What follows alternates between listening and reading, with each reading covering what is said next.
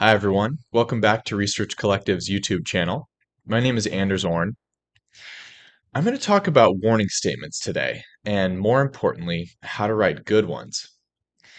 In instructions for use, or IFUs, the typical method for communicating risks and hazards is the use of warnings, which are a common type of a precautionary statement.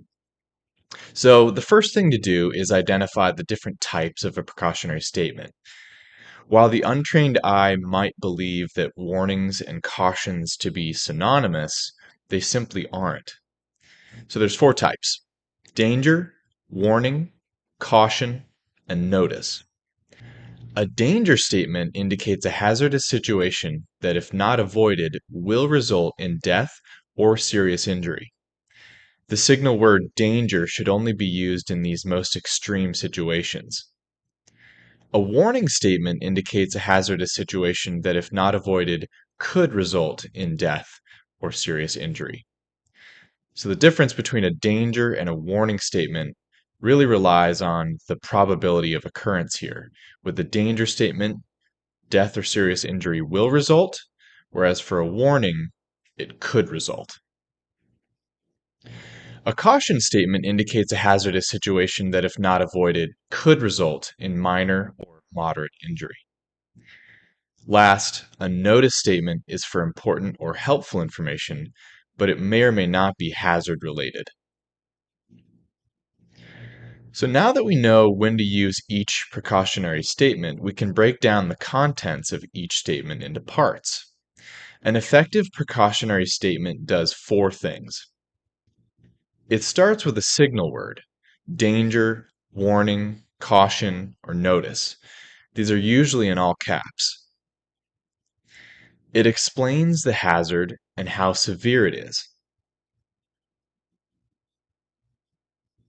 Third, it explains how to avoid the hazard.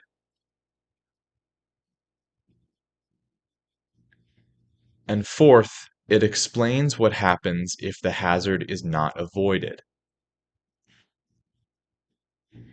By including these four things, the reader gets information on the nature of the hazard, what to do about it, and specifically what can happen if the warning is neglected. What the user should or should not do is perfectly clear. To finish up, here are a few other helpful tips to keep in mind. Avoid using too many warnings if possible. Including too many precautionary statements can reduce the amount of attention paid to each one. Be sure to place warnings at the beginning of the relevant section and/or before the step itself. The user could easily perform the step before even reading the warning in question, which is obviously counterproductive. You want to make sure that the reader sees the precautionary statement before it's relevant and not after it's too late. Structure precautionary statements in a consistent way throughout your IFU. Inconsistent statement anatomy keeps the reader guessing and ultimately reduces readability. Use precautionary statement pictograms like those outlined by the Occupational Safety and Health Administration to communicate further information about hazards. If you have any other tips or tricks for writing good warning statements, leave a comment here on YouTube or on LinkedIn. If you have any questions about the human factors of precautionary statements or IFUs, you can get in touch with us at research-collective.com. Thanks for watching.